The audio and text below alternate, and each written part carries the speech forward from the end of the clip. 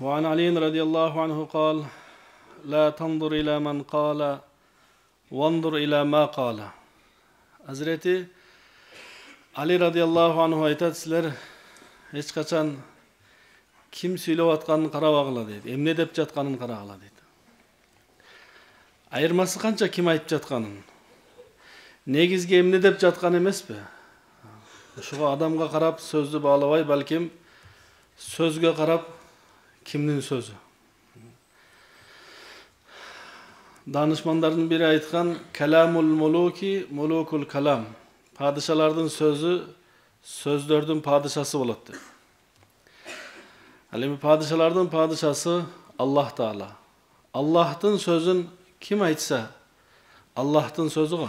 Jaşı çoң bu kichine oşonduktan aytып жаткан адамга эмес, айтылып жаткан сөзгө көңүл бургула dedi. Wa indahu aydan qal kullu ikha'in munqati'un illa ikha'un kana ala ghayri tama'. Hazreti Ali radıyallahu anhu aytты. Ar bir dostluk, ar bir tuğançılık üzülöt eger oşol bir kızıkçılıktın negizinde bolsa. Birөө менен dostoştumuz, birөө менен bir kızıkçılıktan ulam. Baylığına kızıgıp, biyiligine kızıgıp, je küçüne kızıgıp, je jumuşuna. Eger dostluk oşol sebepten bolsa, anda bir gün tügeyt da bul dostluk. Oşonduktan dostluk bir kızıkçılıksız boluş gerek. Allah razılığı üçün. Oşol dostluk kıyamatga çeyin bolot da. Kebir dostlarından kapa bolot. Ötkönde kıyınalsam jardan berbey koydum dep. Anı üçün dostoşboş gerek. Al sebepten dostoşboş gerek. Men kıyınalsam maga jardan beret degen sebepten emesti. Birөө kıyınalıp kalsa men jardan bereyin degen sebepten dostoşalım.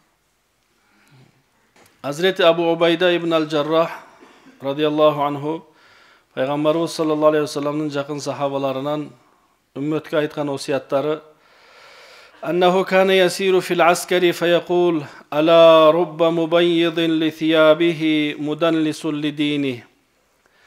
Elde aralap жүргөндө aytar ele, көңүл буруп уккула көптөгөн адамдар кийимин таптаза кылып алат, бирок динин кирдетип алат деп. Маанisi дүйнөгө эле көңүл буруп dinin жана ахиретин бузуп алат деп. Акылдуу инсан дүйнөдө ахиретин бузуп албайт. Ахирет деп дүйнөсүн бузуп албайт. Балким дүйнөсүн ахирет куруу үчүн туура пайдаланат. Дүйнөсүн дегени дүйнөдөгү убакытты, dünydagi жөндөмдү, Allah bergen мүмкүнчүлүктү туура пайдаланат. Бул дүйнөнү да жасайт, ахиретти да жасайт. Намаздагы окуйт, убагы келгенде милдеттерин да аткарат. Ala rubba mukrimin li nafsihi wa huwa laha muhinun. Көптөгөн адамдар бар, өзүн өзү сыйлап жаткандай көрүнөт, бирок кордоп жаткан болот дейт. Мисалы кейбир адамдар жанын аябай аяйт. Орозо кармасам оруп калам, ажыга барсам чарчап калам, акчам кетет. Өзүн аябай аяп, икрам кылып, сыйлап жаткандай көрүнөт, чынында ал кордоп жаткан болот. Идраус сайyiatil qadimati bil hasanatil hadithat. Айтты, eski günöңөрдү жаңы сооп иштер менен жууп тазалап тургула. فلو أن أحدكم عمل من السيئات ما بينه وبين السماء ثم عمل حسنة لعلت فوق سيئاته حتى تقهرهن. Bir adam ушунчалык көп күнөө жасаса, жер менен асманын ортосу толуп калчыдай күнөө жасаса дагы, анан соңунда, акырында Аллах мүмкүнчүлүк берип, тоба кылып, бир жакшы амал жасап койсо, ошол жакшылыгы бүт бардык күнөөсүнөн бийигирээк болот деген. Bunun manisi munda emes, günөө жасай бериш керек дегенчи. Bunun manisi билбей жасаган күнөөлөргө үмүтсүз болбош керек. Көптөгөн убакыт мүмкүн шайтан азгырыгы менен, бейкабарчылык менен өткөн болушу мүмкүн. Эми ал эмне болот? Ушунча намаз окулбай калды, ушунча өмүр бекер кетти. Эми болор иш болуп турда деп эч качан үмүт үзүлбөш керек. мен эми бара турган жерим тозок экен эми жөн эле жүрө берейин. Жок. Аллах Таалага күнөөнү кечүү өтө оңой. Эгер инсан тооба кылса, оңолсо, жакшы жолго кадам шилтесе, Аллах Таала өткөнүн бардыгын түздөп, бардыгын кечирип коет Аллах Таала. Эч качан Аллах Тааладан үмүтсүз болбош керек. Кур'ан-ы Каримде bir ayat бар. Ошол аятты укканда көптөгөн капырлар мусулман болгон. Аятта Аллах Таала пайгамбарыбызга айткан: "Кул айтыңыз, я ибадияллазина асрафу ала анфусихим." Өздөрүнө өздөрү жамандык кылып алган, зулумдук кылып алган пенделериме айтыңыз: "Ла тaqnatu min rahmatillah." Аллахтын мээриминен үмүт үзүшпөсүн деген. Инналлаха ягфиру зунуба жамиа. Аллах Таала бардык күнөөлөрдү кечет. Иннаху хувал гафурур рахим. Акыйкатта Аллах Таала мээримдүү, кечиримдүү. Ошондуктан билип туруп атайын адам күнөө жасабайт. Кокустук болуп калат, бейкабарчылык болуп калат, унутуп калат, же билбеген учурлар болот, жаштык болгон болот. Ошол учурда жасап койгон күнөөлөргө шайтан адамды үмүтсүз кылып коет. Болду, эми сен өлдүң депчи. Аллахтан кечирим сураса, Аллах Таала кечирет. أخرج ابن عساكر عن سعيد بن أبي سعيد المقبوري رضي الله عنه قال: لما طعن أبو عبيدة بن الجراح بالأردن وبها قبره دعا من حضره من المسلمين فقال: Hazreti Abu Ubayda radıyallahu anh'unun жаткан жери Иорданияда, Урдунда. Өлөрүгө жакын калганда бир ооруга чалдыгып калып, ошонун кайтыш болгон. Өлөрүнүн астын ошол жерде жакын мусулмандарды чогултуп насаат айтты аларга. Эмне деди? Inni musikum bi wasiyatin in qabiltumuha lam tazalu bi khair. Men sizlerge bir wasiyatlarda aytamın. Bul sahaba Peygamberimizden ukkan bolot ошол сөздөрдү. Өзүнөн чыгарып айткан болбойт эч качан. Силерге bir wasiyаттарды, насааттарымды айтамын, эгер аткарчу болсоңор анда дайыма жакшылыкта болосуңар дедим. Aqimус salata, намазыңарды калтырбай тургузуп окуп жүргүлө. Wa atuz zakata, зекет берип убагында милдеттен кутулгула. Зекет байларга эле. Алгачкы үммөт 50% зекет бериш керек эле. Азыркы үммөткө 2,5%, 100%дан. Wasуmu шахра рамадана, bir жылда 1 ай, Рамазан айын орозосун кармагыла. Wa tasaddaqu, жана кайрымдуулук кылып садака кылгыла. Адам баласы өлгөндөн кийин ар бир адам "Иза жаа ахадакумул мауту кала раббиржиуни." Ар бир адам өлгөндөн соң Аллахка кайрылып айтар экен: "Аллах, мени кайтар дүйнөгөчү." Аллах Таала айтат экен: "Дүйнөгө барсаң эмне кылар элең?" десе: "Ла ассаддаканна." Аллах, мен көп садака кылмакмын дейт экен. Себеби садаканын пайдасын көргөндө айтар экен: "Аллах, садака кылып келмекмин." Садака дегени муктаж адамдын муктаждыгын бүтүрүү. Жашаган жерибизде кошуналардан, туугандардан кимдир бирөө муктаж, ооруп жатат, дары-дармекке акчасы жок, же үй бүлө бакканга ошого жардамдашуу, көмөктөшүү, мүмкүнчүлүккө жараша. Az bolsun, бирок үзүлтүксүз болсун, ушул садака өтө таасирлүү болот. Az, бирок үзбөй. Пайгамбарыбыз саллаллаху алейхи ва саллям айткан: "Ас-садакату таруддул балая." Садака балелерди кайтарат деп. Ошого садака берип. Ва хаджу ва атамиру, ажылык кылгыла, умра кылгыла деди. Ажылык бул милдет, парыз. Ал эми умра бул сүннөт. Умраны дагы кичине жол жобосу менен, эрежеси менен, ал жерге эс алуу үчүн эмес, бир саякат кылып келүү үчүн эмес, балким бул бир ибадат, бир милдетти аткаруу үчүн. Ошону ар бир адам эми умрага бир жолу барат, макул 2 жолу барсын. Бирок кайра эле умрага баруудун бир артыкчылыгы, андан көрө канча муктаж адамдар бар, ошолорго жардам берсе. Ошондуктан маселесин ар бир адам өзүнүн жашаган жерде алымдардан, имамдардан тактап, Мен мына өткөн айда умрага бардым эле. Бул айдагы умрага барайынбы, же туугандардан бирөө аябай кыйналып жатат аябай, же ошого жардам берейинби? Маселеси умра албетте сүннөт, бирок саякат болуп калбаш керек да. Ибадат болуш керек. Ва тавасау, жана бири-бириңерди эскертип насаат айтып жүргүлө деген. Мурда аксакалдар жаштарга акыл насаатын көп айтып жүрөт эле. Бирөө насаат айтса кабыл алыш керек. Hazreti Umar radıyallahu anhu musulmanlarga başçı bolgonda aytkan, men тура эмес кылсам мага айтып тургула деген. Насаат айткыла деген эле. Балким бир адам күндө келип айтып турчу эле, аны ошол айтып турууга дайындап койгон эле. Келип айтат эле, Умар, баары бир күн өлөсүң деп өлүмдү эскертип тур дейт эле. Күндөрдүн биринде келсе, Umar radıyallahu anhu aytты, эми болду. Бүгүндөн баштап сен келбей эле кой деди. Ал киши таң калып айтты, эмне дүйнөгө берилип кеттиңизби деди. Айтты, жок, сакалыма ак түштү. Ушул мени эскертип турат күндө деди. Ошондуктан бири-бириңерди эскертип насаат айтып тургула деди. Вансаху ли умараикум ва ла тагушшухум. Жана өз өкүмдарларыңарга жакшы мамиледе болуп, кыянат кылбагыла деди. Өкүмдарлар, падышалар бул Аллах талаптан шайланат. Ар бир жердин, өлкөнүн падышасы ошол жердин элиге карап Аллах белгилеп шайлап берет. Ага дуа кылыш керек, кыянат кылбаш керек. Кыянат дегени баш ийбестик кылып, чыккынчылык кылып, нараазычылык билдирип, бул нерселер туура эмес. Biz özümüzde оңдогонго аракет кылышыбыз керек.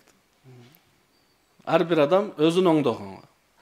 Өкүмдарларды жакшы мамиле кылып, кыянат кылбаш. Мисалы бир адам бир жумушта иштесе, ошол жумуштагы чоңу бул адамдын өкүмдары, бул адамдын башчысы. Ошол башчыга кыянат кылбаш керек. Кыянат деген алдап койбош керек. Келбей келдим деп, жасабай жасадым деген кыянат болот. Кыянат кылып тапкан каражат бул арам болот. Вала тулхикумуд дуnya, дүйнөсүлөрдү алаксытып койбосун. Иштеген жакшы, бирок иштен башын чыгарбагандагы бир оору да. Иштеп, үй куруп, бир нерсе сатып алып, үйгө тамак аш алып келген жакшы. Бирок ошону эле максат кылып алып жатып алган адамдарды доктурлар дагы айтат, бул ооруп калган адам деп. Дүйнө алаксытып койбош керек.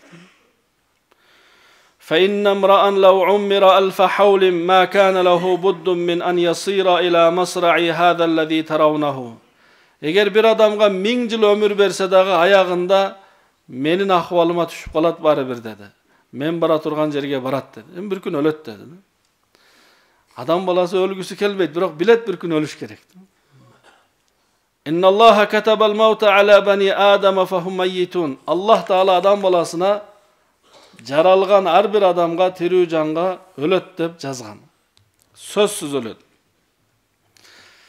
1000 жыл жашагандар болгон мурда, 1000 жылдан көп жашагандар болгон, бирок бир күн өлгөн. Ва акиясухум атваухум ли раббихи. Эми адамдардын ичинен эң акылдуурагы баш ийип жашаган адам.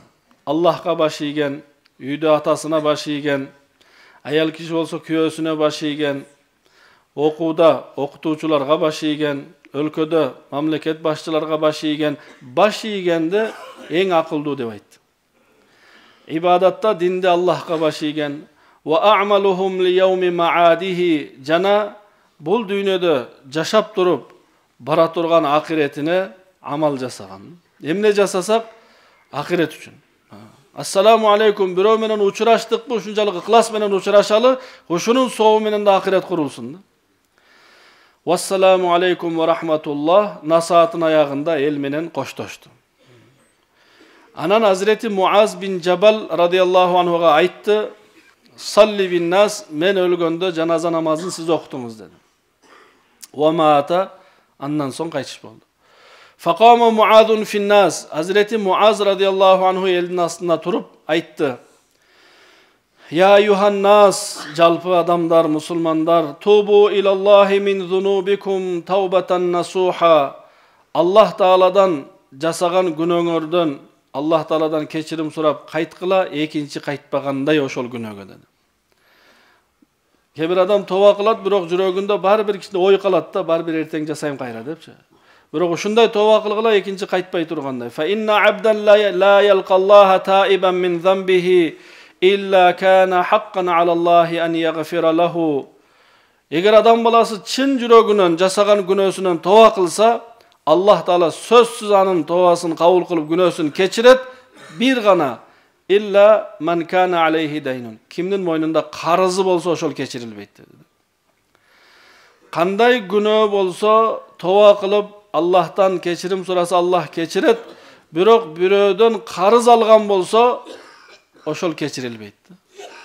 Oşonduktan şeriatta bir adam kaza bolsa, kaza bolgondan keyin, ölgönden keyin oşol adamın karajatынан, akçasынан bul adamga, ölgön adamga kiyim alıp kepin satıp alınat, jer kazılıp jerge koyulat.